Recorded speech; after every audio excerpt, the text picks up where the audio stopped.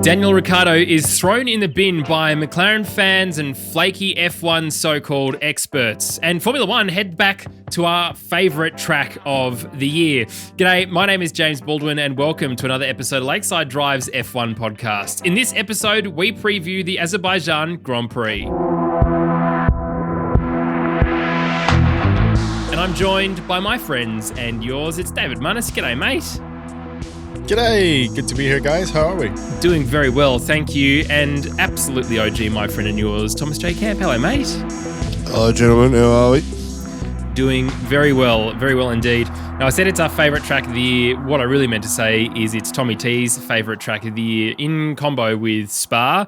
We all love Spa as well, but the absolute mess that was last year compared to what was quite simply the best podium in 2021, last year's Baku Grand Prix was phenomenal. Of course, we had on the top step Sergio Perez, which of course we only had last weekend, but Seb Vettel, who we'd previously put in the bin after underperforming in a car, came second, and then Pierre Gasly, who's permanently in Campy's bin, came third. So it was phenomenal effort. Of course, we'll talk a little bit more about that in a little bit, but a massive shout out to our Discord server first. Thank you so much for listening and for, of course, being part of that. Some absolutely fantastic conversations going on about specifically Daniel Ricciardo at the moment, which we'll get to in just a little bit.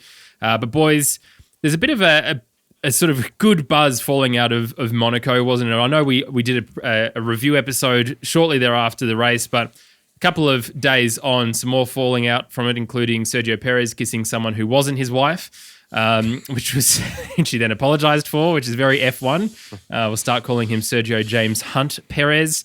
But also something that I thought was quite funny was Jos Verstappen coming out and criticising Red Bull for effectively not switching drivers around Munnis. I mean, Jos Verstappen just needs to shut up, doesn't he? He won the award for Prick of the Week. What an absolute bell end of a human he is. I'm now on the Perez camp. Yeah, I'm on the Perez camp for the rest of the season, just to wind this tosser up. Yeah, what an idiot. I mean, the race before, Perez was racing to a Delta so that Max could win. I mean, yeah, seriously, has he got mind of a goldfish? Anyway, that wound me up so much. So, let's go Perez the rest of the season. Yeah, I'm certainly ready for a different champion again. I don't think I necessarily want to back in Max Verstappen again for this year. He's had his championship, that's fine. I think we should be in the era of regularly changing champions. And if Sergio Perez has the ability, which clearly he has the car and certainly he has the skill as well, certainly to put it towards the front there in Monaco, I think he deserves it. Christian Horner's come out, Campy, and said that they're both capable of winning that championship. Now, we've kind of heard this kind of commentary before, haven't we, with DR and Max? The only difference this time is they've got a championship-winning car. Yeah, bollocks. They said that with Seb and Mark Webber too, and there was clearly some afoot going on in that garage at that time, and there was still a bit going on when Max and Daniel were racing too. So, look, it looks good. Perez has had a couple of good races, probably should have won two on the trot. I'm with Munnis and you, Jim. I'm rooting for him. I love the underdog. If it pisses Joss off, that's a good thing. So, but I think Max over the season will get it done, and there's no way Red Bull's going to let their golden child not win it when he's clearly the best driver on the grid with the best car. So, yeah. But the more jeopardy we can throw in there, the better. Good use of the word jeopardy, Campy. Tommy T, very happy in memory of him. He's coming back on the podcast next week, but anyway, in memory of him. One of the things that I found very interesting is a report coming out of F1 Actual was that Nick de Vries apparently, according to Williams, after his FP1 outing in Barcelona, is worthy of a place on the grid. And this is the team that is saying that we have potentially linked Oscar Piastri to that second seat. Of course, we know the combo of Mercedes, Nick de Vries, of course, driving at the moment for the Mercedes Formula E team, which is going to become the McLaren Formula E team next year. So potentially some changes there, we'll see. But it'd be interesting, Campy, wouldn't it, to see if Nick de Vries manages to come from Formula E into Formula One with Williams, replacing Nick Latifi. My only concern about that, of course, is Oscar Piastri still then potentially without a seat. Well, the thing with De Vries is his time was better than Latifi's, I believe, in that free practice session he got. So I think that's what got heads sort of moving around, going, "Oh, geez, how quick's this guy?" Look, I wouldn't jump the gun. Look, this guy has had a career in F2 and F3, and he has performed extremely well at times, but not consistent enough to get the job done over a season. Not like our boy Oscar. He is number one pick at the moment. This is just more British media bias and getting who they want in the cars. Stay in Formula E, I don't think he belongs in F1. That would be my opinion, but hey, I've been proven wrong a couple of times before. It doesn't happen very often, but it does happen. The humble pie that you will be baking, Campy, when I'm finally back in person will be a live eating of humble pie. Yeah, Munnis, it's interesting, isn't it? Because we see obviously a lot of F1 and some F2 drivers move across to Formula E when they don't have that opportunity to get up into Formula 1. Of course, it's the same with IndyCar. Do you think now we're potentially going to see something the other direction? I kind of stick with Campy. You know, once you're out of the channel, I suppose, towards Formula One, there's no really coming back in, and nothing's similar enough in my mind like Formula 2 is a platform, and even that's nowhere near Formula 1 standards. But Nick De Vries, obviously very talented and has those connections through Toto Wolff, Susie Wolff, Mercedes, and thus Williams. Could there be a potential that we see him in the grid, or do you think this is, as Campy said, just more British bias? No, look, I think there's always potential, especially for a name like Nick De Vries, who's doing quite well in Formula E. He was last season's champion. I didn't watch it last season, to be honest. I watched it the season before, but he's a big name. He's been around the Mercedes garage quite a lot. And he's driven F1 cars and testing and that quite a bit. So his name being linked isn't a surprise for me. And yeah, look, I think F2 will always be the pathway to get into Formula 1. The F2 champion coming up through those F series is a way to get into Formula 1, the best way to get in. But now with the popularity of like IndyCar and I guess Formula E is growing, we may well see that transition of drivers coming across from those other codes into F1. But like, I think F2 will be the main sort of pathway into F1. That'll be the preference certainly from within the Formula 1 hierarchy, so to speak. But if you make a name for yourself in IndyCar, like young Carlton Herter, guys like that, Pato O'Ward, you're certainly going to be linked, and especially if you have that, American links, or Pato O'Ward being a Mexican American, you're always going to get linked to F1, especially with the Americanization of the sport that's going on at the moment. Yeah, I think you're right. Whether or not those links come to any sort of fruition is a completely different conversation, something we'll talk about in just a moment. But before we get to talking about that, I'd like to talk to you about Lewis Hamilton's form, Campy. Now, we know the guy is one of the top 5 drivers on the grid, continues to be that, but we're not calling for his retirement yet, like we're calling for some other amazing Australian driver who is also struggling with a car. And really, he's trying his best to get on top of it. Do you think, though, there's some commentary around, and Lewis is still potentially in shot for a world championship here. It's probably unlikely for this year, maybe for next year if Mercedes can sort it out again.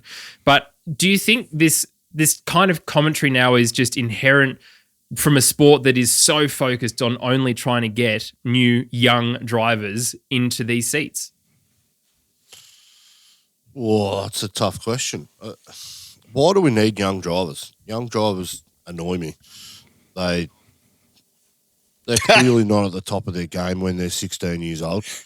They're clearly they're just not that good. They've got shit personalities. I mean, look at the best ones we've lost. I mean, Alonso, Raikkonen, and Hamilton are probably the 3 most loved drivers on the grid. And they're the oldest because they've been there the longest. They know how to play the game. These young kids come in, professionally media trained. They probably have to be these days because of social media and the scrutiny and the crap that comes with that stuff. So they're polished media performers. They don't give you any banter. They don't give you what you want, and whatever humour they do give you is rubbish because it's they're young. Does appeal to the younger crowd, but hey, there you go. Look, as for Hamilton retiring, he has a drive in this sport for as long as he possibly wants. He's a 7-time world champion, 100 wins, 120 poles, or whatever it is. There's no way he's going anywhere. As for his form, he's still the same driver what he was last year. He's just got a shit car. Now, George coming in and beating him slightly this year, it's not a massive... Why would we be super concerned or worried about where Lewis's form's gone? I mean, Lewis has driven the best car in the world for the last 10 years, and then he's come out with a piece of shit, and he's going, oh, geez, what's the point? And Norris is, whatever his name is, Russell's coming in on his coattails going, yeah, I'm better than Lewis. It's like, give me a break, dude. Like, do it over a season and multiple seasons and multiple years and over decades. And, I mean, 6 races in, you can't really get a fair picture of it. So it's a bit like the Seb Vettel, Danny Ricciardo 2014. 4-time world champion, Danny Rick comes in, spanks him. I mean, it's harder to adapt to a bad car when you've driven better. You know, and it's probably we've seen that throughout. That's why these young guys get cracks at these top teams at times. So, I think we're really seeing Lewis Hamilton's character really shine through now at this point, Munnis, as well. And previously, we absolutely couldn't stand Lewis. It was the overwhelming British bias and the TV director only focusing on him and not showing anyone else up and down the grid was absolute pain in the ass. We've said this many times before, but it is similar to us very much over Seb Vettel when he was winning world championships. As soon as he stopped winning them and the fight was on with Ferrari, and of course the absolute shambles that was Ferrari's decision to get rid of him before the season had even started, and then him getting this podium in Baku last year, this second place, we were absolutely stoked for him. So do you think there's something similar now with Lewis? Do you think more people will start to potentially like him as we, I don't really want to say the decline of Lewis Hamilton, but certainly as he gets on in age, which is just happens, doesn't it? Same with Seb Vettel. We now call him King Seb on this podcast. Is there potential for King Lewis as well? Yeah, I would totally agree with that. When I was growing up, I used to hate Michael Schumacher, like loathe the guy. And that's purely because, you know, I loved his teammate at that stage. So, but as soon as Michael retired, then appreciated him. And now I look back and go, seriously, what was I thinking? I should have appreciated, you know, his level of skill on the track every weekend rather than, you know, just watching the sport to actually hate him and hope that he crashed. And there's a lot of people that have that sort of bias against Lewis over the years. And yes, it was a bit boring at a time when he was winning, you know, quite comfortably every season. That was a bit boring. Even I wanted Max to push him last season as like a Lewis fan because I was just bored of the Lewis winning everything. So there is that. So yeah, with I don't want to say decline, but he's certainly not going to be winning a championship this season. He's going to be a bit more relaxed. He'll be a bit more relaxed in front of the camera. We won't have that, you know, British media bias as you guys talk about, where we're constantly hearing about Lewis this, Lewis that. We're not going to get that as much this season. It's all going to be about Max and Charles Leclerc and the guys up at the very front pushing for the championship. So yeah, it's probably going to be a bit more easier to listen to and watch all the commentary around Lewis, and he'll probably be a bit more relaxed as well, given that he's not at the sharp edge pushing and challenging as well. So yeah, look, that's just probably how it is. But look, I reckon Lewis next season will be back. Hopefully Mercedes can give him the car. I don't think for 1 second that he's on a terminal decline and he might never win a championship again. I think that would be a bet I wouldn't want to take. Talking about drivers who are not on a terminal decline, at pretty much every single fan in Formula One at the moment who has put Daniel Ricciardo in the bin, I have had to unfollow every single account. McLaren especially is absolutely just pissing me off at the moment.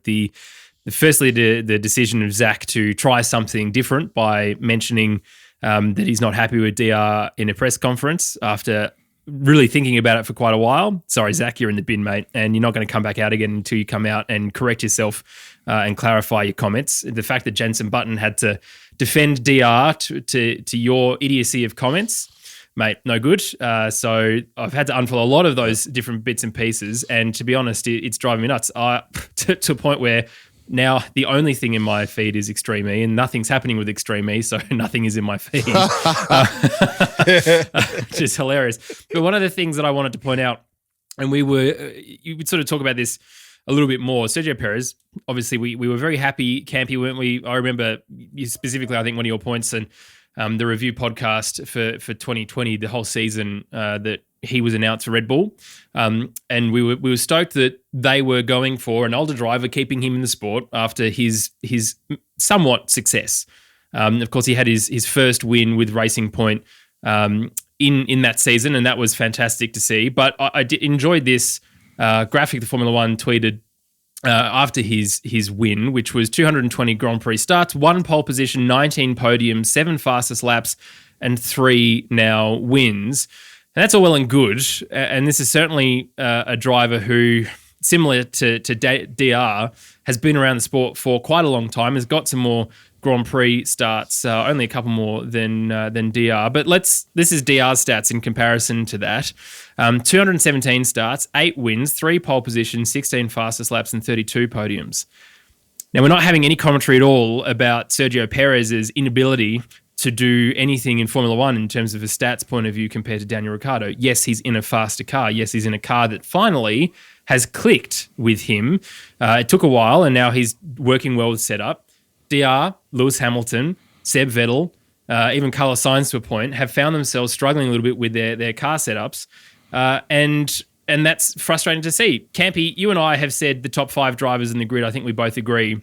And Munnis, you probably agree with this too, Lewis Hamilton, Max Verstappen, Charles Leclerc, Daniel Ricciardo, and Fernando Alonso. And nowhere comes anywhere near any young British driver to that point. It's fine that Lewis Hamilton is not performing that well against George Russell. It's fine that DR is not performing that well against Lando Norris, because George Russell and Lando Norris are not a top 5 driver at the moment. Potentially they will become that in the future, but Daniel Ricciardo doesn't just forget how to drive, Campy, does he? He doesn't just forget how to be a Grand Prix winner.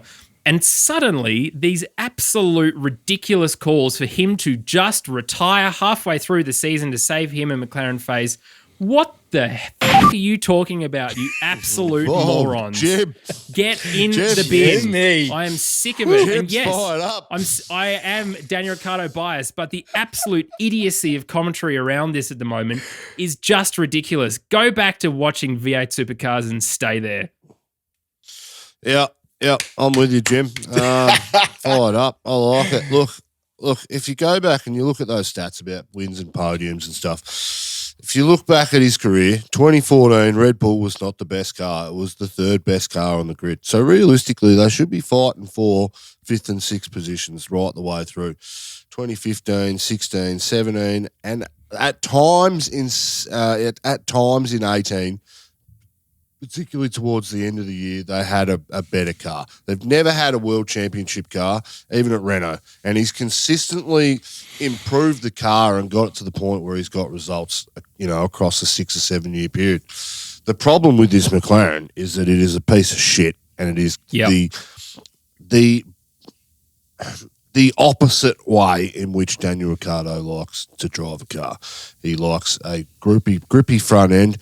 He doesn't like the car to move under braking. He's very much a straight line of a braker. When he's overtaking, we know he's the last of the late breakers, but it's actually not like that when you actually look at the way that he drives cars and the stats. The telemetry suggests that he actually brakes a lot earlier than some people, but he actually trail brakes through the corner.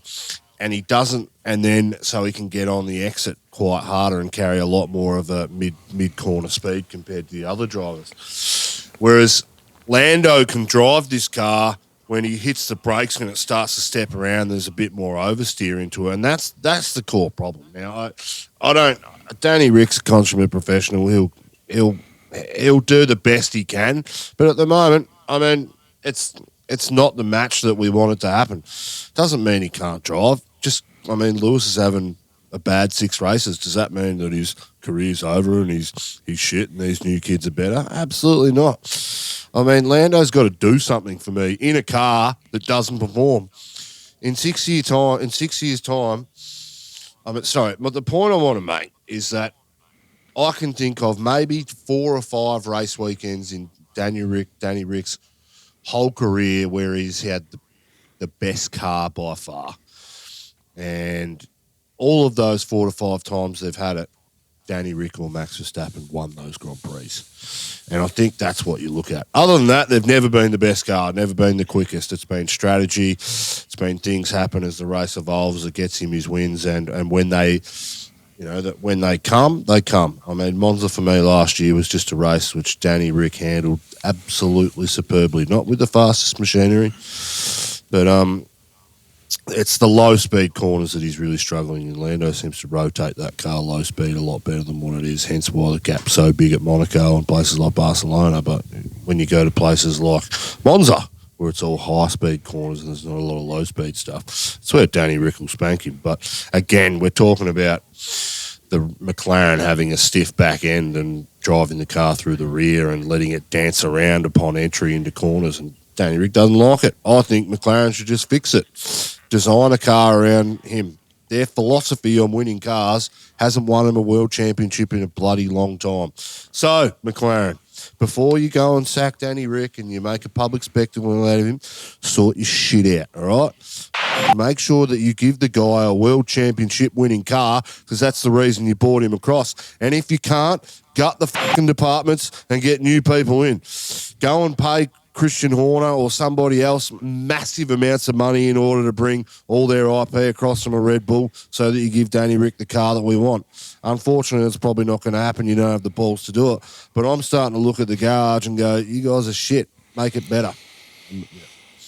Yeah, McLaren, the fact that we're not pointing out and haven't pointed out, we've been too nice to McLaren because of this romance potentially that we've had about Zach and everyone else, Campy, I think, for the last couple of weeks. It is McLaren's fault. Danny Rick is still a phenomenal driver.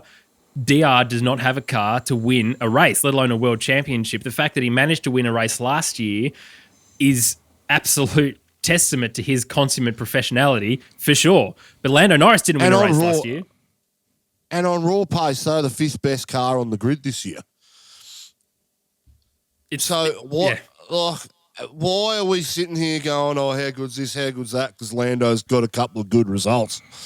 I mean, it doesn't make sense to me, but these dickhead fans, particularly the British fans that, young kids, I mean, their frontal lobe hasn't even fully developed yet. Not sure mine has either, but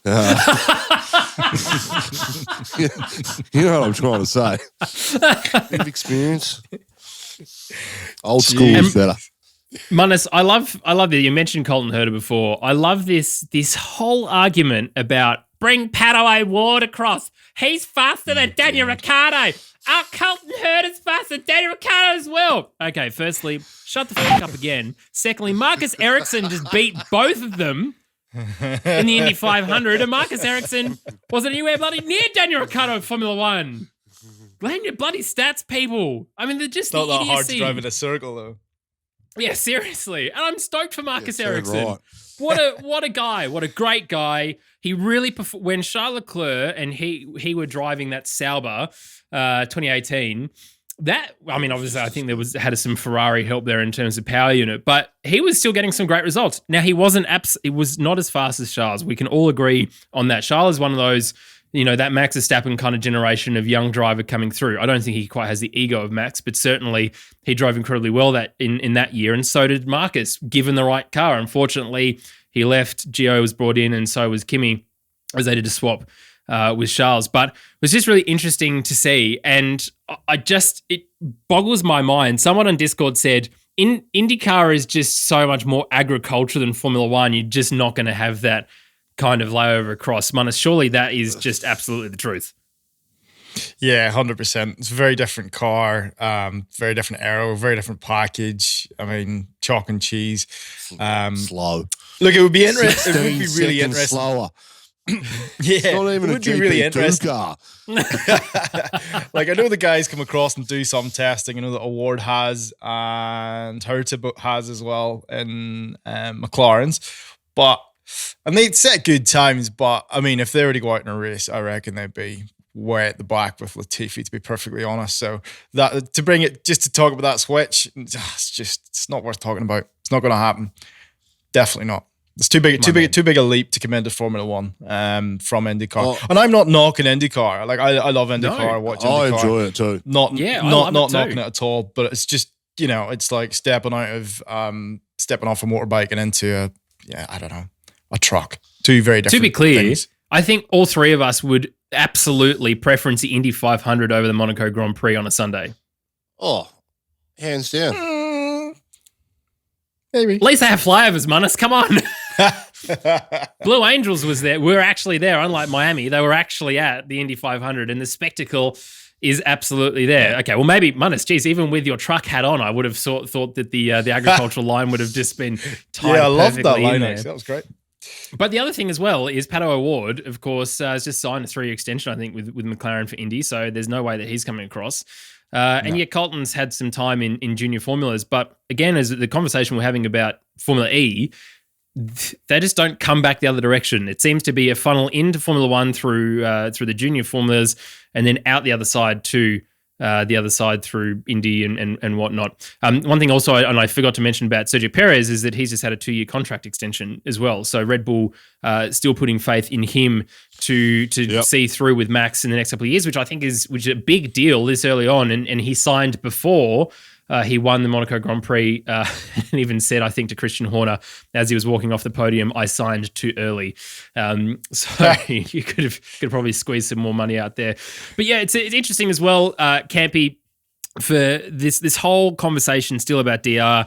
A lot of it was reported about this exit clause, that it was McLaren's decision potentially for him to leave the team. It's not. It is Daniel's decision if he wants to leave the team early, which is a fantastic thing. He has mentioned as well, and he's done, can I also just say, I know my mind's all over the place a little bit at the moment, but he has said in interviews as well that he acknowledges he's not doing all that well and he needs to do better. He's being very honest with himself. He's being very honest with the reporters, certainly those who are not after clickbait, so definitely not news.com.au people who are just picking up the scraps from whatever Lamo writes on Fox Sports probably or something, other crap sort of institution. But he's being real. We just don't see that with a lot of Formula One drivers at the moment. Yeah, you're right. He's been straight up and honest about where he's struggling and why he's struggling and how it's happening. But I would like to know about the conversations behind closed doors about what McLaren are doing to try and help and try to fix it. They've obviously got some faith in Lando, and why wouldn't you have some faith in him at the moment? But I'm still I still don't understand why it's taken so long when they know what sort of car Danny Rick wants to try and adapt to his style when they're paying him that sort of money. It doesn't make sense. So I think Danny Rick could make a bold move, but where does he go? Well, here's a question: What if Lewis retires? Yeah, well, that's it. It's Mercedes if Lewis retires, and that's if Mercedes want to take Danny Rick. But that's the only place you would go. Everywhere else is off. Like Ferrari's sewed up, Red Bull's sewed up. The only other team you'd want to go to is Mercedes, which it could have gone to Mercedes after Rosberg's retirement if he held off his signing, with Red Bull in 2016. So at the end of 2016 and getting a 2-year extension. So, yeah, it's a tough one, but what do you do? I mean, if I'm Danny Rick, that would be a massive call walking out on McLaren saying, well, this is what them as an organisation did for me. And he'd come out and say, diddly squat, we know what kind of driver he is, but he needs to put some performances on. We need him to get in a car that he's comfortable with and that we love, and people go, oh, this is what Danny Rick's like. And he's done it over, Red Bulls. He got a win last year, and he did it with Renault too, albeit over 2 years, but they had a purple patch where they were on the podium, I think, 3 weekends out of 5. So, and fourth and fifth. I mean, that guy put it in 4th place on Monaco, remember. Kevin Magnussen behind him. So then they made a pit stop and completely shagged the race. But, I mean, we know what kind of driver Danny Rick's is around Monaco, and it's just clear this car is just a heap of crap under braking, and that's why he's struggling. Yep, no confidence, and that is McLaren need to fix that, absolutely. All right, lads, let's look forward now, shall we, to Baku, Azerbaijan. Fantastic bloody racetrack. We've got the old castle section, the old city section rather, which is tight and twisty, and Charles Leclerc calls himself stupid after putting his car in it. Will we see that again? And of course, the wide open straights coming down the main straight past the government building. It is a bloody phenomenal track. Relatively new compared to a lot of these older tracks, but certainly something that we hope stays on the calendar for a long time. Munnis, as I said at the very top, we had a very, very good podium here last year. That was caused by Max Verstappen having a puncture down that main straight, as we remember, and that was very, very fast accident. He yet again kicked his car, and also Lewis Hamilton at the safety car race. On the restart of that race, after what happened there with either Max or Lance Stroll, was one of the two. He left his magic brake handle on and he went straight ahead rather than making the corner, and went from about second or first to 15th, I believe, finishing that race. So anything can happen around here. And as I said, Red Bull managing to get the win. So great to see Seb Vettel back on that podium again after him struggling for quite some time in that Aston Martin. And then, of course, Pierre Gasly in third. Do you think there's any opportunity for us to see what is a bit of a more of a mixed, maybe constructed podium this weekend than we've seen all this year? Yeah, look, there's a good chance. There's a lot of walls around this place and not a lot of runoff, so anything can happen. We can get lots of red flags, safety cars. Even the season before last, I think we had, it might have been 2-3 years ago actually, where Lewis Breck tested Vettel when he was in the Ferrari. So this place always throws up a lot of drama. It's always great to watch. It's definitely in my top 5 tracks of the year, and it's definitely on my bucket list to go to this place and watch a Formula One race. So yeah, look, fingers crossed we might be able to see a lot of jeopardy here, and yeah, can't wait. Love this place, and it's normally good weather as well. So yeah, it's normally a dry one. What's your favorite part of the track? Because as I said, it's so different. There's so many different sort of turns and sections. I'm a big castle fan, so has to be the castle section. That's just cool. And then whenever they come up out of the castle and you see the cars pulling away from it, the walls of the castle, it's just class. It's really cool. Love it. That's said not by the a answer man you're looking who for. is mentally there in his mind. Campy, in terms of pace, of course, Red Bull Ferrari making headway compared to a lot of these others. Potentially Mercedes might have some kind of response this weekend. We just have to see. But there, as Munnis said, there's a lot of walls here, and noting how closely, certainly in Monaco, how closely the top 4 were following each other. And of course, we've seen that for not every race this year if Max has managed to get away, but for a lot of it, if someone is sitting in second or third or fourth, potentially filling up those mirrors, it might cause someone ahead to make a mistake, and potentially that's how you get past and really how this race will be won. Yeah, that enormously long straight could throw some big overtaking moves this year. I think if you are within a second of the car in front of you with DRS, I think it's just going to be so OP this year. They might think about moving the line a bit further down the track, but yeah, look, it's a track that gives heaps of results, right? Think about the first race we ever had here. I think Danny Rick won it.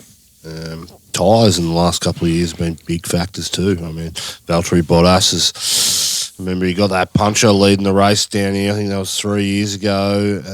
Last year we had Max put it in the wall because he pushed his tyres too fast. So tyres will be an issue this year. I think they'll go one step harder than they did last year. A bit of 3 hardest tyres that they'll take. But it's a cracking track, and the national anthem's always good too. So it's just in that minor key. Just not a hint of communism there, just communist all over. So it's a great anthem. It just says Azerbaijan 3,000 times from memory. So the support races I think around we need to here start a always new also section, do. Campy, of you just singing your best rendition of the anthem instead of Tommy T's the flyover. We just need you pick the best 10 seconds of the anthem and you just belt it out, because the couple of times that you've sung the Italian national anthem this year have been phenomenal. Da-da-da. Oh, really? I think you're the generation. What can I say? Songbird. But let's be realistic about DR's expectations because, as we've said, McLaren not really coming to the floor to give him anything, to do anything good with. Munnis, I mean, potentially there's going to be some step forward. Hopefully there's many steps forward. There's probably only going to be one. But do we think that he's going to be flailing around that sort of between 8th to 13th position again? Because it's sort of where we find him. Or is there some potential maybe for all of this? Maybe bloody Zach Brown's comments will help him, inverted commas, help him become faster suddenly. Yeah, look, that can go two ways. It can either work for you or work against you, but I think Danny will take the fight this weekend. I'd like to see him further up than 8th, maybe 5th, 6th, 7th. He is good around here, as Campy said. He enjoys it around here. He's always been very good in the late braking into that first corner. Whether this car allows him to do that or not is another question. So, look, really looking forward to this weekend. I'm going to be bullish with DR, and it's going to be a better weekend for him and McLaren. So, fingers crossed. That's all we can really hope for. I don't think he's going to get a podium run and stuff like that, but, What's he paying? Yeah. Campy, what do you think? He's paying $351. Oh, wow. To one. That's $35K if he gets the win. Putting a few in that. We are not a betting podcast, can I just say? But suddenly, if you want to somehow, in fact, we've turned away betting sponsors because it's no good as far as I'm concerned. Yeah. But Campy is now suddenly very interested as everything goes against DR. I hate gambling. I'm not a gambler. I can tell you the 3 times in my life I've gambled. I bet on Jack Miller last year to win at the Red Bull Ring, and he was coming second into the last corner. Made a pass to the lead and then came second, so that sucked.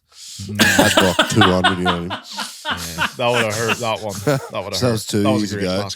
And then last week I put a $100 on Danny Rick because I thought, oh, geez, this could be good, but I'm just no good at it and I hate it. $35,000 for a win. I mean, Danny Rick's got to win at some stage, doesn't he not? Well, lads, that is our Azerbaijan GP preview episode. Thanks so much for listening. This is probably at the moment the only safe space for Daniel Ricciardo fans. So if you know someone else who loves DR, please get them to have a listen.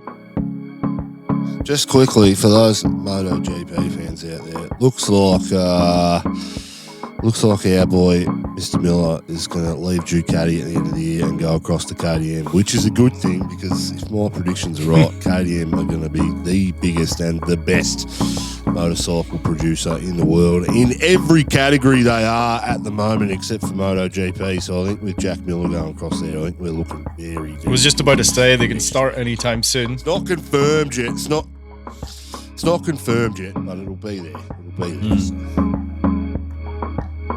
Well, we like talking about MotoGP, and it's good to see Aussies doing Aussie things.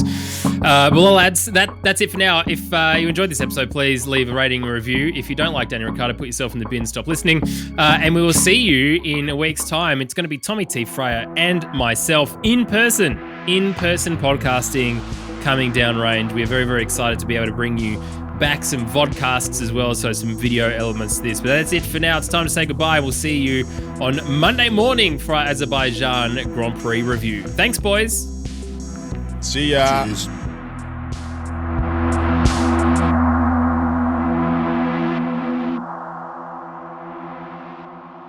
Sorry, Campy, we lost you there, mate. Can you hear us again? No, that's all right. Yeah, I can, yeah. All right, just what was it? What's the second and third time that you bet? Oh, I did tell it. Oh, did you? Okay, cool. No worries. Yes, I'll be in there. All right, cool. Thanks, buddy. So just put some fake laughs in. Oh, yeah, it's good. Context is important there, I suppose. Dear Lord. Well, lads. Shit, I'm down. Oh, that was quality. Well. I'm here to serve. In Munnis and I, here happy to do your fake laughter 24/7.